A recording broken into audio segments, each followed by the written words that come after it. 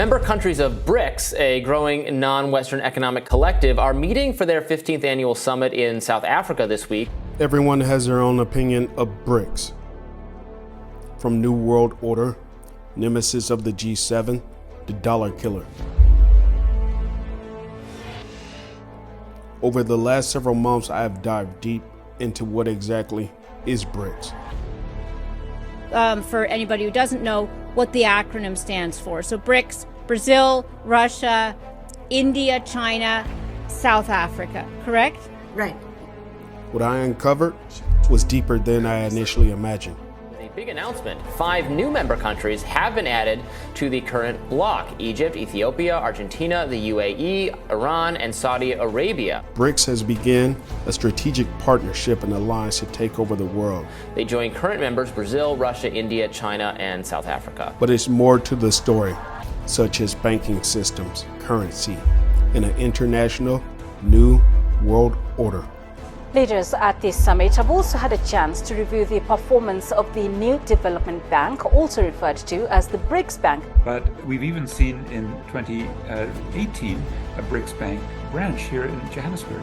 In 9 years, the bank has lent $33 billion to more than 96 projects. We require a fundamental reform of the global financial institutions so that they can be more agile and responsive to the challenges facing developing economies.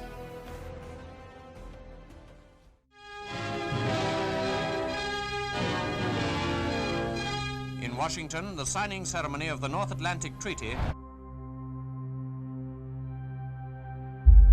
There's a shift in the world, but it's not one you can visually see.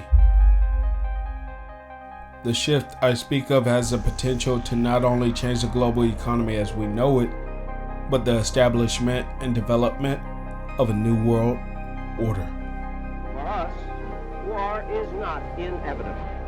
The history that we are now making is not another chapter in the almost endless chronicle of war and strife. We do not believe that there are blind tides of history which sweep men one way or another. In our own time, we've seen brave men overcome obstacles that seemed insurmountable and forces that seemed overwhelming. Men with courage and vision can still determine their own destiny. Emerging economies, along with past global empires, have brought together a coalition of old adversaries and rivals that have become increasingly dependent on one another.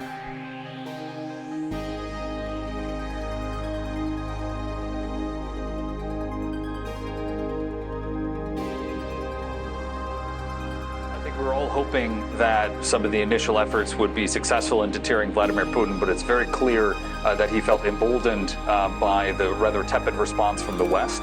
And the fact that he launched that full-scale invasion is frankly proof positive that he did not see any resistance, that he was willing to call the West's bluff. And we have to unleash crippling economic and sanction costs on Russia. We can no longer afford to be tepid or weak-willed here.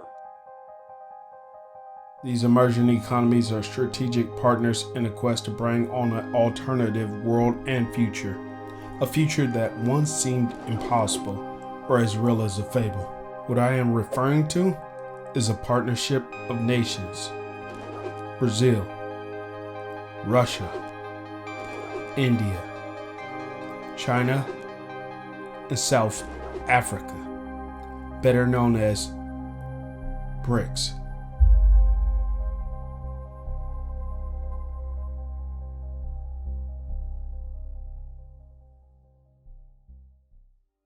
Is the BRIC concept still valid? Should Brazil, Russia, India, and China be lumped together in one group? Milton, thank you so much for coming. Pleasure to be here.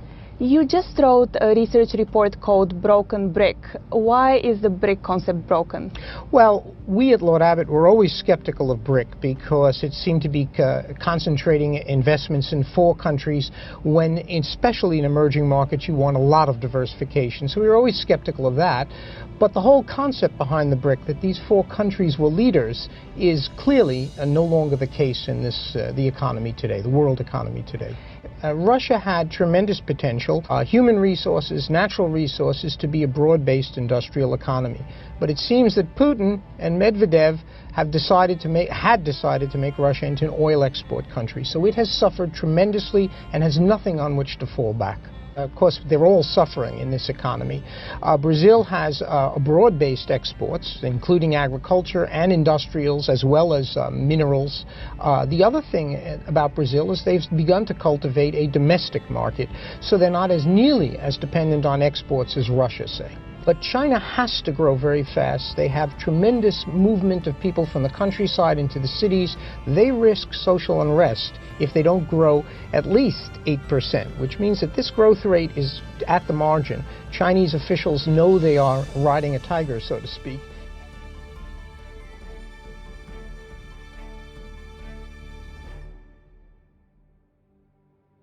China was once a up-and-comer. But China today is past its rise, meaning it no longer has to play little brother to the U.S. As for Russia and Vladimir Putin, they've already made it clear they're no longer waiting. Its decision to invade its neighbor has proven that.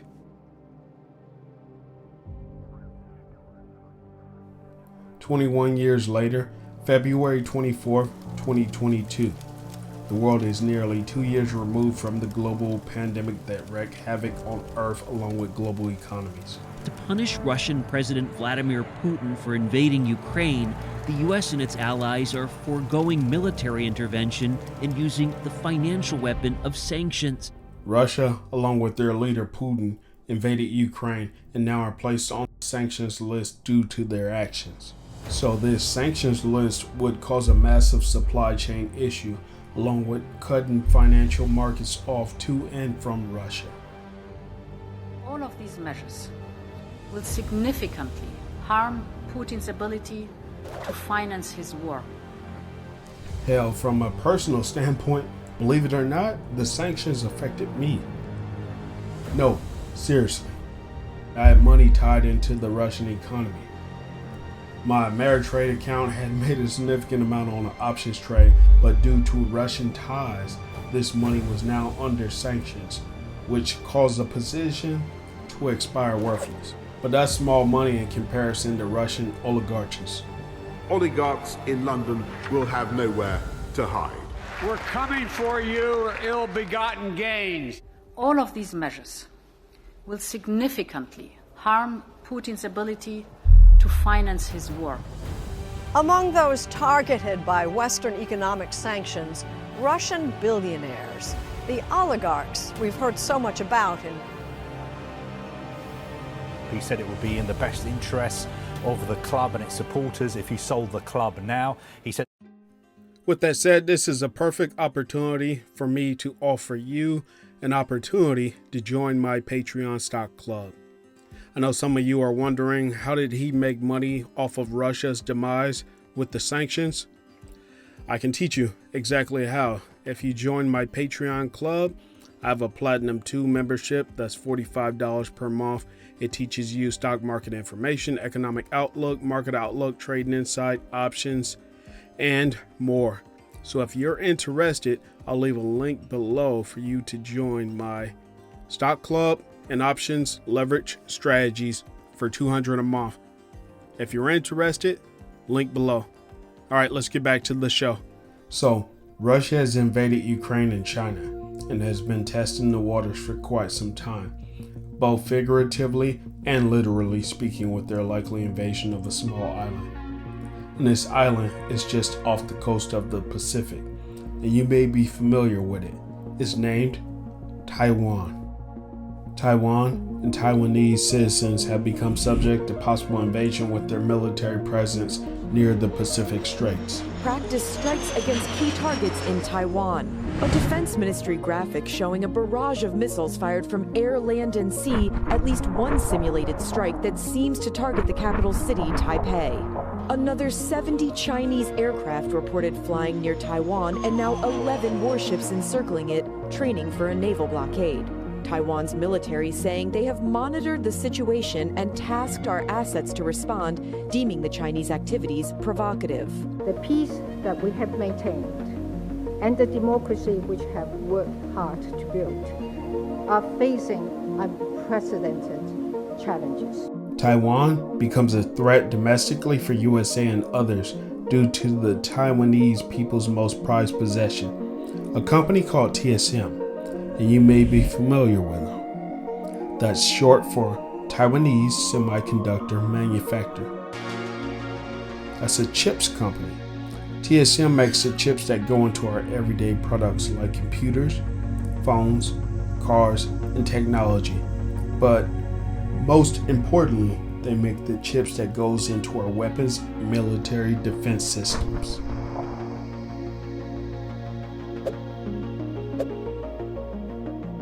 North Korea launching yet another missile overnight. This is happening as the U.S. is holding joint military exercises with South Korea. Was a long-range ICBM. Those are those missiles that are capable of reaching anywhere in the continental United States. Tonight, tension mounting between the U.S. and China after another close call, this time in the Taiwan Strait. Well, President Biden is making clear just how far he'd go to defend Taiwan in an attack from China. Biden took his pledge to defend the island one step further. Take a listen. To be clear, sir, U.S. forces, U.S. men and women would defend Taiwan in the event of a Chinese invasion. Yes. They want us to stop flying and sailing and operating in support of international law? Not going to happen. The Defense Department releasing this video showing a Chinese warship nearly colliding with an American destroyer, coming within 150 yards of it, forcing the ship to slow down to avoid a crash. The encounter happened Saturday during a joint military drill with the Canadian frigate. But it was in Singapore where the incident boiled over, with U.S. Defense Secretary Lloyd Austin and China's Minister of Defense Li Shangfu at the same security conference and traded barbs over provocation. Secretary Austin accused the People's Liberation Army, or PLA, of being unsafe. Accidents can happen that could cause things to spiral out of control. Li telling the U.S. the best way to avoid problems here is to, quote, mind your own business.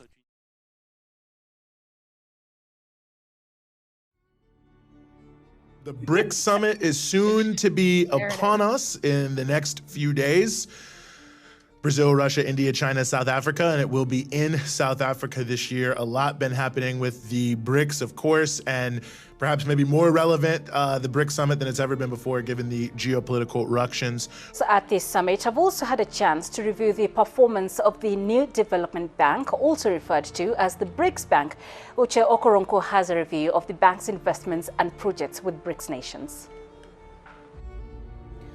When Dilma Rousseff assumed the helm of the BRICS Development Bank in March this year, she pledged to continue its goal of mobilizing resources for infrastructure development and sustainable development projects, as well as addressing social inequalities and curbing climate change, not just in BRICS nations, but in other emerging and developing economies as well. In 2013 in Durban, this BRICS Bank really came up as a brand new, spectacular idea. And there was a contingent reserve arrangement, an alternative to the IMF. It never got up and running. 2014, we saw the beginning of the details in Fortaleza, Brazil. And in 2015-16, finally the launch. But we've even seen in 2018 a BRICS Bank branch here in Johannesburg. These 5 emerging markets are better yet. Union of Emerging Markets would like nothing more than to become leaders of a new world order. A new world order that operates under their own rules, establishment, and government, minus the social constraints of the world's policing. Should BRICS expansion be seen as a move against the West? I think at this juncture, it depends on which BRICS member we're talking about. We have to understand that this is a grouping of countries that, commonly view their mission as elevating the interests of the global South. In some form presenting an alternative to a U.S.-led global order. But there are critical differences in views among the 5 members of the BRICS. The South African government, the president there has suggested that South Africa and the BRICS in general are not interested in dethroning the dollar necessarily, but rather diversifying the currency reserves that countries in the global South and indeed internationally use when doing trade or conducting other transactions to decrease at the very least reliance on the dollar. This is huge news. In a historic move, 21 nations have decided to break free from the United States and ditch the US dollar. But that's a lot of, if I may be permitted to use the word, hogwash. They will meet, let's say, Johannesburg, and BRICS will be expanded. Does that mean that an alternate global currency is coming to be? Come on. Yeah. But listen, international arrangements, trading arrangements, payment arrangements, these have been in place for a long time. If, as a result of some factors, a little more of the other taking place, that doesn't talk of what did you use? What is the word? De-dollarization. De-dollarization. I don't know. I've heard of So dollar is hard to replace, you think? I think it's, first of all, are you seriously talking about, where do the transactions take? Yes. In between, when I was a civil servant, the euro was born. And we said the euro, this will happen, that will happen. Well, the dollar's prominence and the dollar's current position, I don't know what kind of change it will be affected. Dollar's prominence will remain, you think? Yes, I think it will. The year is 2001. BRIC. The acronym was coined in the early 2000s by an employee for Goldman Sachs in reference to Brazil, Russia, India, and China. That does not include South Africa, which is a current member of BRICS. Will China, that wants the yuan to replace the US dollar, agree to a BRICS currency? And would India want economic integration with China, especially given the challenges at the border? What began as 4 with BRIC has now evolved to 5, and leaders of this new world order have carved out a future that's somewhat disassociated from the United States and Europe's influence, outside of global trade affairs, of course. You see, the United States of America has been the world's premier and global leader for a very long time. And if there ever was a time for a new path to be established, the time is now. The US dollar is facing a backlash. The forefront of this is BRICS. That's Brazil, Russia, India, China, and South Africa. The irony of it all, the first summit that leaders discussed the global current financial crisis of 2008. So in 2008, that was the birth of BRIC. And the reason it was over-reliance on the Western Hemisphere economic infrastructure was the cause of the Southern global financial currency that we now see today. So global development and further strengthening of the BRIC group was of utmost priority. The NDB was created largely in part because of lack of trust of the financial system in America. So in April 2020, the New Development Bank established an emergency assistance facility that sought to finance costs related to the fight against the coronavirus and soften the blow from the economic impact. Men with courage and vision can still determine their own destiny. They can choose slavery or freedom, war or peace. I have no doubt which they will choose. The treaty we are signing here today is evidence of the path they will follow. I'll proceed to the signing of the North Atlantic Treaty. The treaty shall enter into force between the states which have ratified it as soon as the ratifications of the majority of the signatories, including the ratifications of Belgium, Canada, France, Luxembourg, the Netherlands, the United Kingdom, and the United States, have been deposited. The future of the United States has never looked any less bleaker than now, with USA showing signs of fatigue from economic crises. The Dow dropped to a 504-point loss. Financial institutions are in trouble. Fatigue from political instability. Fatigue from civil disturbances. Judy, there are Protesters have now broken into the U.S. Capitol. Fatigue from racism and police brutality. George Floyd. America is fast approaching its expiration date and showing signs of brittleness from repeated attacks. Not an attack from the outside, it's an attack within its own confines. And if this were a bank, we safely could call it an inside job. We will stop the steal.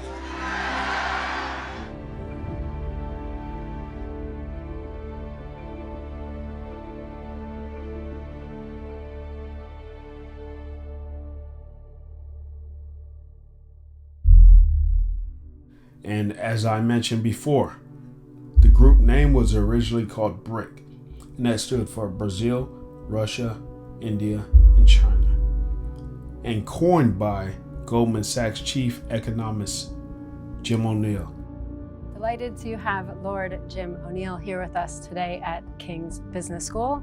So first, the famous BRICS, BRIC being the term that you coined in 2001. Stamped on my forehead forever. So, and it refers, of course, to the emerging economies of Brazil, Russia, India, and China. Now today is just over 20 years later. Now, you once said that perhaps you should have called the BRICS the ICs or the ICs, given the extent to which Russia and Brazil underperformed. What's your sense today? What are the prospects for Russia and Brazil and the ICs? Yeah.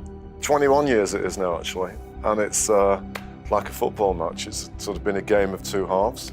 I mean, the first decade, all four of them did very well. The second half of the BRICS era so far has been, until a few years ago, incredible for China, pretty good for India, and a disaster for Brazil and Russia. So much so that Brazil and Russia's share of global GDP is actually back to where it was 21 years ago. So there's no two ways about it. Those two places, 21 years later, have hugely disappointed. And unless they can deal with the so-called commodities curse, like many other emerging countries that happen to be rich in commodities but seem to waste them, particularly in Latin America, they're never going to reach the potential that I once helped make popular. The other two, and therefore I would say economically in the aggregate, the whole thing lives on because, of course, despite China's own considerable challenges, it's easily the second most important economy in the world, and it's still likely to threaten to be bigger than the US in the next decade. And India has now emerged already quite clearly as the fifth largest economy in the world. And because of the two of them, those two and the US essentially drive marginal developments in the world economy. And of course, because of it all, we do have this BRICS political club that, you know, their leaders treat seriously. I'm not sure they ever do a great deal with it, but, you know, it's become a thing in the world. Yeah, it's incredible to coin a term and then have it become an actual... Yeah, I often joke that they never asked me whether they could do it. These 5 countries, Brazil, Russia, India, China, and South Africa, are poised to become global leaders unilaterally, despite individual setbacks.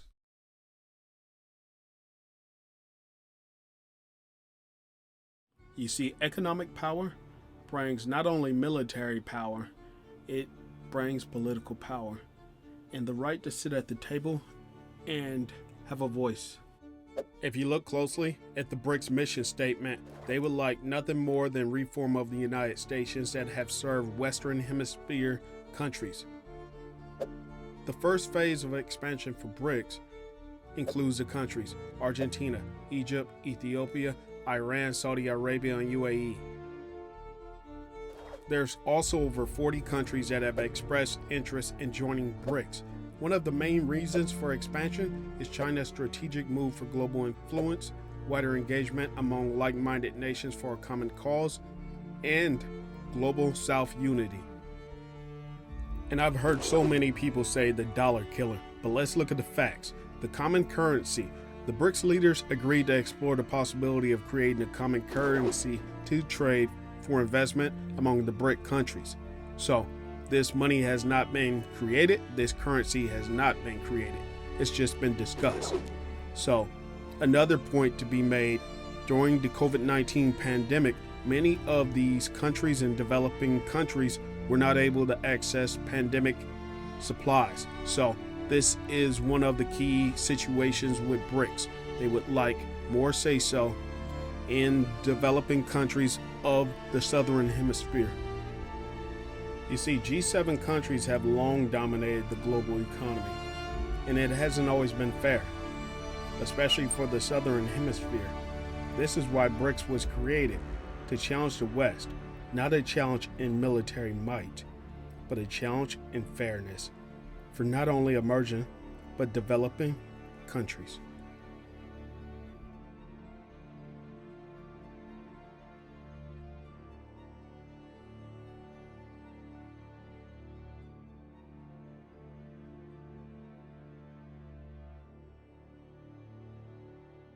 These leaders over the years would continue to meet more regularly throughout the years and become like besties. And some of you may be skeptical of this new world order of sorts, or global economy and emerging markets, but how serious is it? They created a bank. This bank isn't just any bank. They have money. Oh, they have money. It's not just some small local bank. New Development Bank has say-so. It has the infrastructure to build. It has infrastructure to change. It has infrastructure to help. It has infrastructure to bring about global peace. And that sounds crazy coming from me, because as an American, I sit here and I think, I watch all these videos of BRIC members, and these videos are baffling. They're all, like, okay, BRICS is going to take over. It's going to create this new world order. The end. America. Disaster. And from what I've learned about BRICS, it's not even like that. So it's pretty legit. They have their own bank. The NDB, New Development Bank, was created because largely a lack of trust in America's financial institutions and everybody dependent on the dollar. So when the dollar goes down, it brings everybody down. What I want for you to take from this video is that maybe there is hope out in the world, that there is potential for peace, and that the World Bank and the IMF, which largely help Western countries, is not the only. There's an alternative to not only your life and my life, but others out there. So with that said, I thank you for tuning in to my show. If you could, please hit the like button, because that not only helps me get the message out there, it helps educate others. And I just want to thank you for tuning in to the Monk Investor. And until next time, we're out. Whew. This video was tough, by the way. Tough.